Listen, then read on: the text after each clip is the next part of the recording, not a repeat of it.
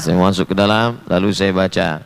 Saya katakan di situ, Allahumma inni a'udzubika minal khubuthi wal khaba'is. Ketika itu dibaca, maka automatically langsung fisik zahir kita ini tertutup dan mata jin qarin tak bisa melihat. Ketika saya mati meninggal dunia, jin qarin tidak mati. Jin qarin tetap hidup karena umur jin panjang. Maka itulah yang datang mengaku jadi bapak. Saya bapakmu. Mau minta nomor togel. Na'udzubillah. Nabi Yusuf alaihissalam melewati masa yang panjang dan pada akhirnya menghadap Allah subhanahu wa ta'ala. Kalau waktu habis, bagi tahu ya kira. Artinya tidak hanya hidup ini yang waktunya habis. Menyampaikan materi pun ada juga waktunya habis. Kadang kita kebablasan, kelewatan. Itulah perlunya ada orang mengingatkan kita. Atau adik-adik mungkin segan mau mengingatkan. Segan mau mengingatkan, Ustadz waktu nggak enak. Akhirnya kebablasan. 3. Nabi Musa alaihissalam.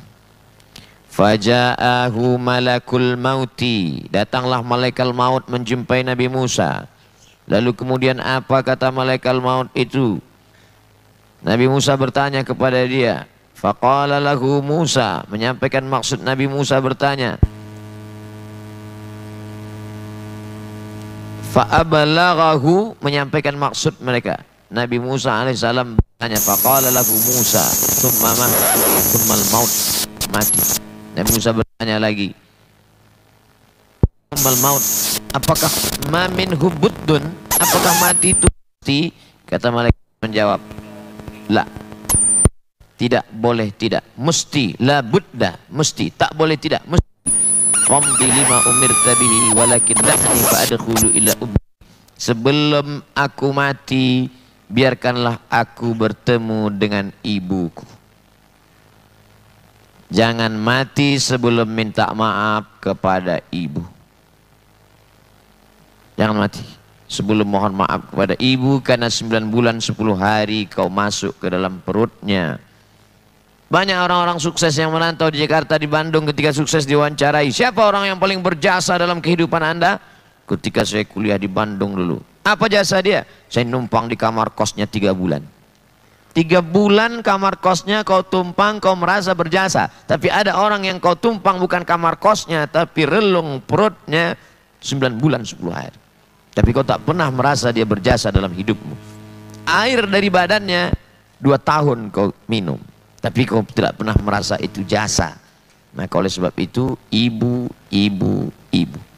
Dan Masjid Salman ITB, masjid yang menghormati kedudukan ibu perempuan. Mana mereka diletakkan di atas? 2 kemungkinan, karena mulia atau datang terlambat. Nah, mereka adalah ibu kita. Perempuan adalah ibu kita. Perempuan adalah anak perempuan kita. Perempuan adalah istri kita. Walaupun beberapa laki-laki sekarang suka beristri laki-laki. Na'udzubillah. Penyakit umat Nabi Lut alaihissalam. Lalu kemudian setelah dia minta maaf kepada ibunya, lalu kemudian apa yang terjadi?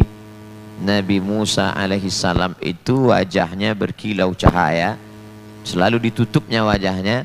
Istrinya meminta supaya bukakanlah sedikit wajahmu wahai Musa, karena aku ingin menatap wajahmu untuk yang terakhir kali. Artinya apa? Begitulah cintanya istri Nabi Musa alaihissalam. Sebelum mati dia ingin melihat. Tapi istri orang zaman sekarang berkata kepada suaminya, aku muak melihat wajahmu. Nabi Musa alaihissalam, Masya Allah, tabarakallah. Lalu kemudian setelah disingkapkannya wajahnya, salillaha an yuzawwijanika fil jannah, tolonglah engkau berdoa kepada Allah wahai Musa, supaya aku tetap menjadi istrimu di dalam surga. Di dunia ini aku menjadi istrimu, di surga pun aku ingin juga berdua dengan engkau. Banyak sekarang laki-laki berpikir, saya cukup di dunia aja lah sama dia Pak Ustadz, di akhirat sama bidadari aja. Tapi ada orang yang luar biasa, di dunia dia ingin bersama, di akhirat pun dia ingin bersama. Mana dia? Nabi Musa alaihissalam beserta istrinya. Ah, ini kan cerita Nabi Pak Ustadz. Zaman sekarang apa ada manusia yang begini? Ada. Ustaz tahu dari mana? Tonton filmnya. Apa dia? Ainun Habibi. Ustaz nonton ya, saya lihat. Nangis juga saya nonton film itu. Luar biasa. Walamma nazala bi Musal maut, ketika datang kematian kepada Nabi Musa, apa kata beliau? Inni lastu ajza'u lil maut. Aku tidak pernah takut menghadapi mati. Aku tidak pernah ngeri menghadapi kematian. Walakinni ajza'u ayyai basalisani an dzikrillah indal maut. Yang aku khawatirkan nanti adalah lidahku kering dan tak lagi dapat menyebut Allah Subhanahu wa ta'ala. Kau takut mati? Tidak. Yang kau takut kenapa? Aku takut khawatir ketika lidahku mulai kering karena air liur tak lagi mengalir. Darah terhenti dari jantung. Kalau sudah jantung berhenti darah membeku, maka lidah kering, tak lagi dapat menyebut Allah Subhanahu wa ta'ala. Begitulah orang yang rindu selalu ingin menyebut Allah, Allah, la ilaha illallah, subhanallah, walhamdulillah, wa la ilaha illallah, wallahu akbar. Dibandingkan kita, bagaimana kita dengan Nabi Musa alaihissalam? Jauh. Fisik tenaga, jauh. Nabi Musa terusir dari kampung Fir'aun.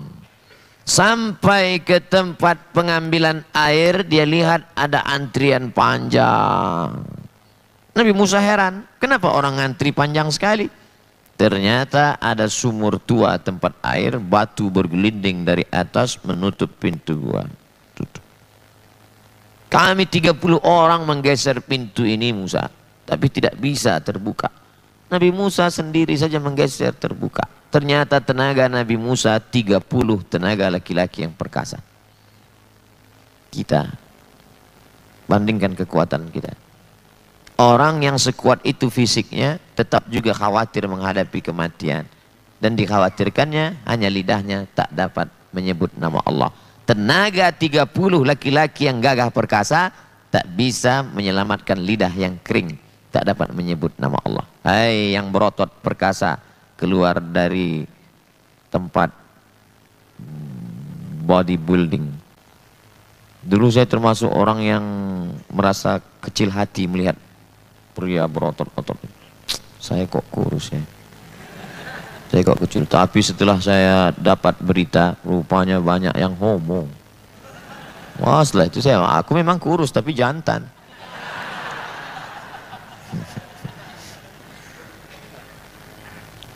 Ototmu tak dapat menyelamatkan lidahmu.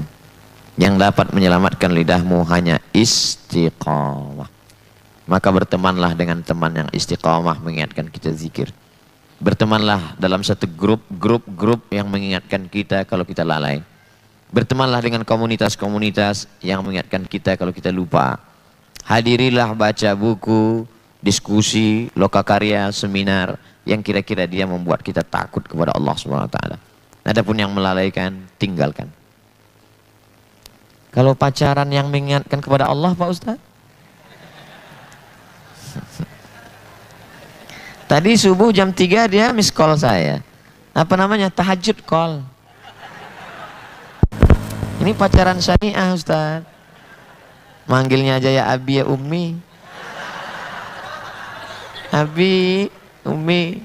3 bulan berikutnya ya almarhum ya almarhumah. Wa kana li Musa 3 banatin. Musa punya 3 orang anak perempuan. Apa kata Nabi Musa? Ya banati, wahai anak-anakku, inna bani Israel saya'riduna alaikunna dunya. Bani Israel akan menawarkan dunia kepada kalian wahai anak-anak perempuan. Fala taqbalna, jangan terima dunia. Kan ada yang lebih indah, lebih kekal, lebih abadi daripada dunia. Wal qutna hadha sumbul fafruknahu wa kulnahu wa tublagna wa tablughna bihi ilal jannah. Kapas ini kutiplah. Nabi Musa meninggalkan beberapa pohon kapas. Bahasa Arab qutn. Qaf ta nun qutn. Sampai ke Inggris berubah menjadi cotton. Bagus ya bajunya, dari apa nih? Katun. Qutn. Cotton. Tulisannya cuton. Dari bahasa Arab. Kutiplah pohon kapas ini, makan hasilnya.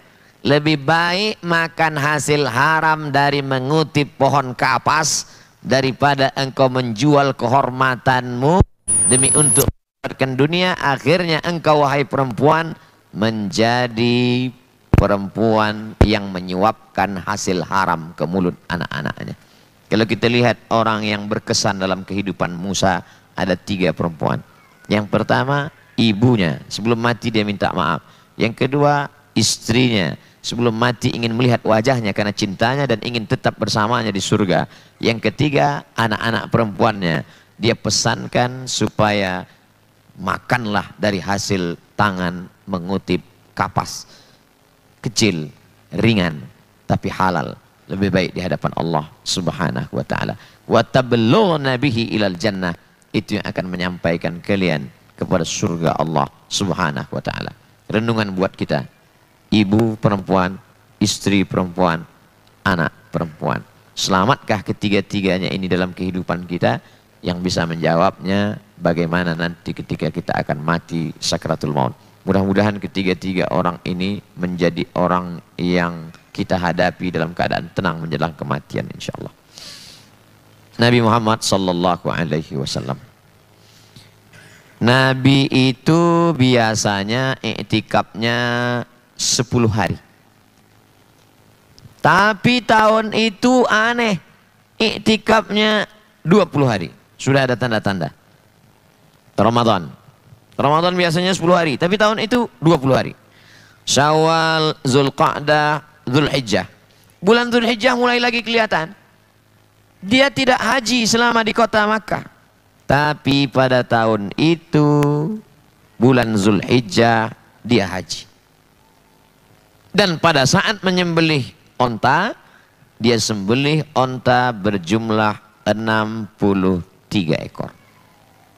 Dan pisau dia berikan kepada Sayyidina Ali. Ali potong.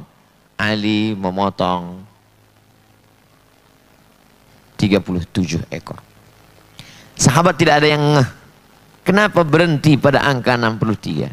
Setelah meninggal dunia barulah, oh, memang selalu kita berkata, oh, setelah orang meninggal. Diwawancarai oleh TV.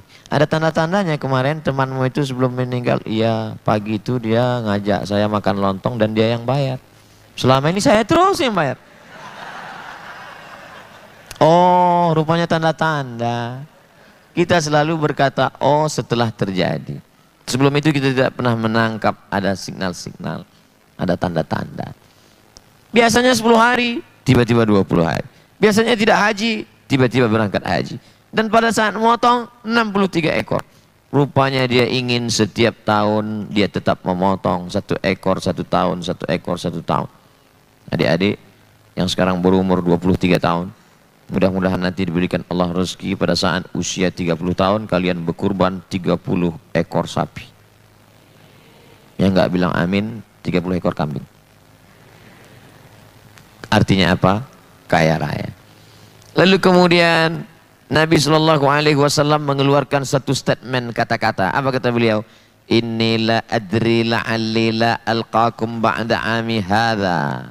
Pada saat di Padang Arafah, mungkin setelah pertemuan ini aku tidak melihat wajah kamu lagi tahun depan.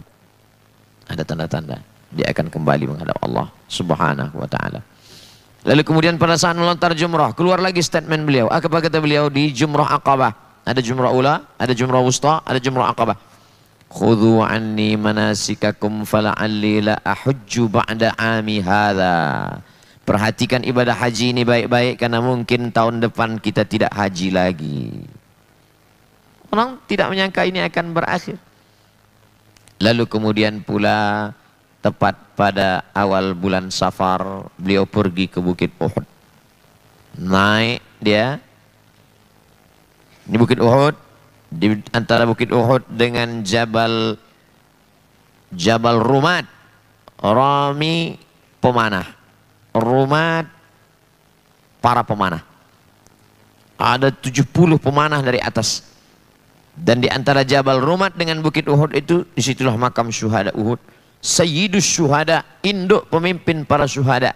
Dia adalah Sayyidina Hamzah bin Abdul Muttalib. yang ditikam oleh seorang laki-laki bernama Wahsy.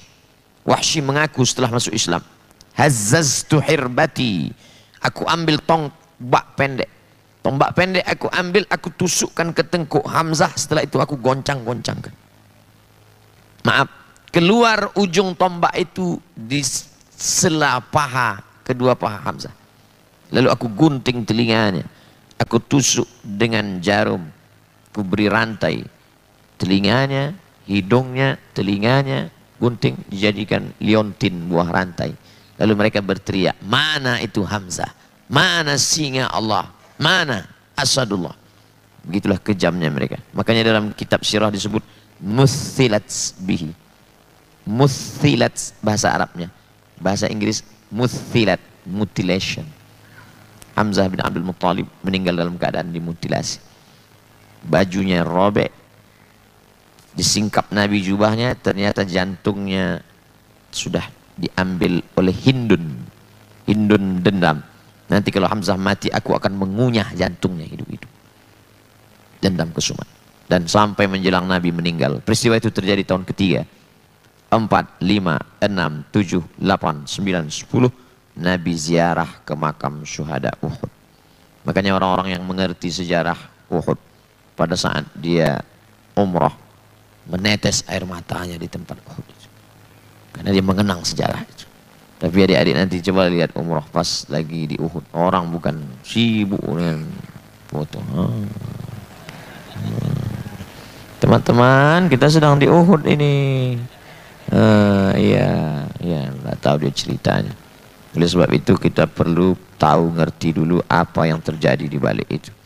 Setelah itu pula beliau pulang dan beliau berziarah pula ke pemakaman Baqi. Seolah-olah dia mau pamitan pada yang hidup, haji wada. Setelah itu tak ketemu lagi. Pamitan kepada yang sudah meninggal dunia, dia ziarah ke makam mereka. Baqi di samping rumahnya, menghadap ke arah kiblat, sebelah kiri makam, sebelah kanannya Masjid Nabawi. Dan Nabi mengucapkan salam, assalamualaikum ya ahlad diyar minal mu'minin wa inna insyaallah bikum lahiqun yarhamullahul mustaqdimin wal mustakhirin nas'alullah lana walakumul afiyah. Tapi tidak selamanya orang yang ziarah itu pulang-pulangnya mau ninggal, enggak. Jangan nanti tiba-tiba bapak pulang dari sini, mama, ayo kita ziarah kubur. Jangan bapak, enggak, aku belum mau mati, cuma ziarah aja. Tapi bahwa kita berziarah mengingatkan pada kematian, perlu sering-sering ziarah. Katanya Pak Ustaz, orang yang ziarah kubur itu dilaknat. La'anallahu zawwaratil kubur. Allah melaknat perempuan yang sering-sering ziarah kubur. Sering-sering ziarah kubur hanya ingin merefresh kesedihan. Anaknya meninggal, lalu dia tengok pagi, dia tengok siang, dia tengok malam, pulang nangis. Tidak. Tapi kalau untuk mengingat mati supaya menekan hawa nafsu, bagus. Perempuan-perempuan yang hobi shopping kalau perlu ziarah 3 kali sehari untuk menekan nafsu. Pada hari Senin Nabi mulai sakit. Yaumul Tsamin atau Tasi'ul 20 min Syahril Safar, Yaumul Itsnin, Janazatul Baqi. Nabi pergi ke Baqi, lalu kemudian setelah itu pulang dalam keadaan sakit kepala, pusing kepala beliau. Lalu kemudian hari Rabu, hari Rabunya Nabi pingsan sampai tak sadarkan diri. Lalu kemudian disiramkan ke wajah beliau air yang diletakkan di dalam qirbah. Qirbah itu kulit kambing yang dijahit, isinya air, siramkan ke wajah Nabi SAW. Pingsan karena demam panas pada 5 hari menjelang meninggal, hari Rabu. Kamis, Jumat, Sabtu, Ahad, Senin, Rabu demam panas sampai disiramkan air ke wajah beliau. Lalu kemudian beliau berkata, qatalallahu al-yahud wan nasara. Allah melaknat Yahudi dan Nasrani karena menjadikan kubur nabi-nabi sebagai tempat ibadah. Ini kubur itu diratakan, lalu dibangun di atasnya kuil untuk tempat ibadah bangsa Yahudi. Dilaknat Allah. Jadi tapi jangan samakan dengan makam Nabi SAW. Makam Nabi tidak diratakan lalu dibangun di atasnya Masjid Nabawi, bukan begitu. Makam Nabi, di samping makam Nabi Masjid Nabawi. Karena kebetulan perluasan masjid akhirnya termasuk. Bukan masuk, bukan dimasukkan, termasuk. Tapi tetap ada dindingnya. Jadi jangan nanti difitnah.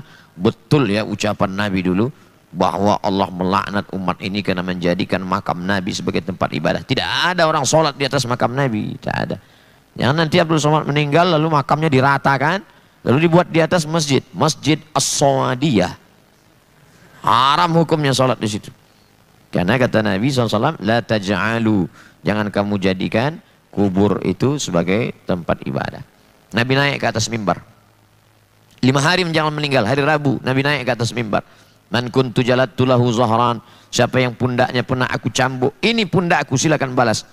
Man kuntu syatamtu lahu irdan, siapa yang harga dirinya pernah aku caci maki, sumpah serapah, tersinggung, ini harga diriku, silakan balas. Siapa yang pernah aku pinjam uangnya, ketika Nabi mengatakan siapa yang ingin membalas pundakku, ini cambuk, tak ada yang mau membalas. Siapa yang ingin mencaci makiku, sakit hati dengan kata-kataku, balas, tak ada yang membalas. Tapi ketika Nabi berkata siapa yang uangnya pernah ku pinjam, langsung ada yang berdiri. Ini menunjukkan sakit kulit bisa ditahan, sakit hati bisa ditahan, tapi duit berat. Apa kata dia? Innalaka alayya thalathah dirham, kau punya utang 5 dirham. Lalu Nabi berkata kepada Fadl, Fadl itu saudara kandung Abbas, Fadl bin Abbas, idfa ya Fadl, wahai Fadl, tolong bayarkan. Artinya apa? Sebelum meninggal dunia bayar hutang. Bayar. Yang belum bayar hutang bayar sekarang.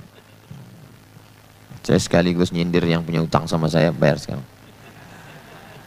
Hari Sabtu, hari Ahad. Hari Sabtu Nabi SAW sangat lemah. Lalu kemudian Nabi keluar untuk salat zuhur. Abu Bakar yang menjadi imam. Tapi Nabi keluarnya dengan 2 orang. Dipapah bahu kiri kanannya. Kakinya menyeret, tidak bisa berjalan. Dari pintu kamarnya menuju Taman Raudhah, tempat salat. Apa pelajaran dari sini? Nabi yang dijamin masuk surga, Nabi Sayyidul Anbiya wal Mursalin, Nabi yang bersih dari dosa, tidak meninggalkan sholat berjamaah walaupun sakit. Ini sekarang ada orang tak mau sholat berjamaah. Ente kok nggak sholat berjamaah? Takut riya, Ustaz. La ilaha illallah. Na'udzubillah. Alhamdulillah anak-anak muda kita istiqomah sampai hari ini sholat berjamaah. Sehari menjelang wafat, hari Ahad, Rabu, Kamis, Jumat, Sabtu, Ahad. Sekarang hari Ahad. Nabi membebaskan budak-budak hamba-hamba saya. Hamba-hamba saya yang dulu bebas, kalian bebas, bebas, bebas, bebas. Dulu budak hamba saya kalau mau membebaskan diri dia harus bayar. Berapa harga budak waktu itu? Onta saja 70 juta paling murah.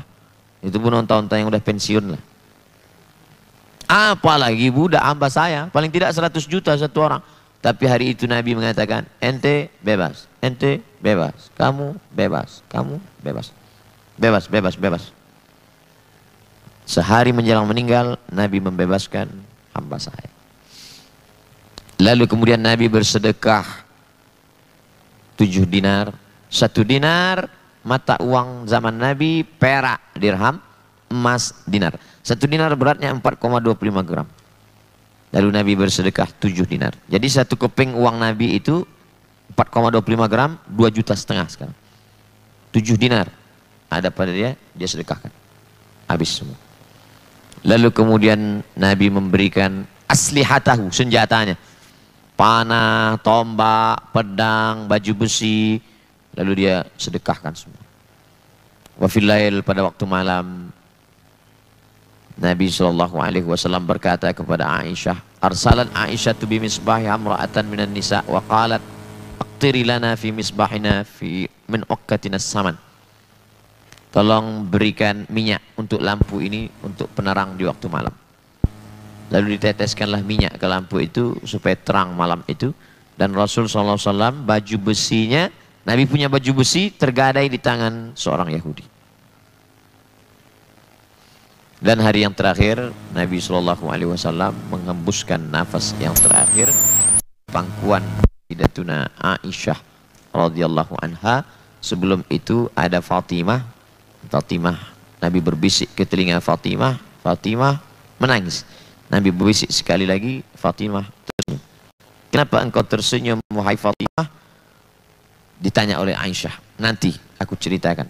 Ternyata setelah Nabi meninggal diceritakan Fatimah. Nabi berbisik pertama, aku menangis karena Nabi mengatakan dia akan meninggal dunia. Nabi berbisik kedua, aku menangis karena dia mengatakan dia akan meninggal. Tapi kemudian aku tersenyum karena Nabi berkata, keluarga yang pertama menyusul aku adalah engkau Fatimah. 6 bulan setelah itu Fatimah pun meninggal dunia menyusul Nabi Muhammad sallallahu alaihi wasallam. Nabi mengangkat tangannya ke atas dan berkata, as-salah, as-salah, salat, salat. Nabi menjelang meninggal pesan terakhir, salat, salat. Abu Bakar ketika naik menjadi khalifah, pesan pertamanya, qumu ila salatikum yarhamkumullah. Dirikan salat, Allah merahmati kamu. Seakan terjadi connecting antara pesan Nabi dengan pesan Abu Bakar. Nabi sebelum meninggal, as-salah, as-salah. Abu Bakar pertama kali menjadi khalifah, qumu ila salatikum. Terakhir kalimat yang keluar dari mulut Nabi, as-salah, as-salah, wa ma malakat aimanukum.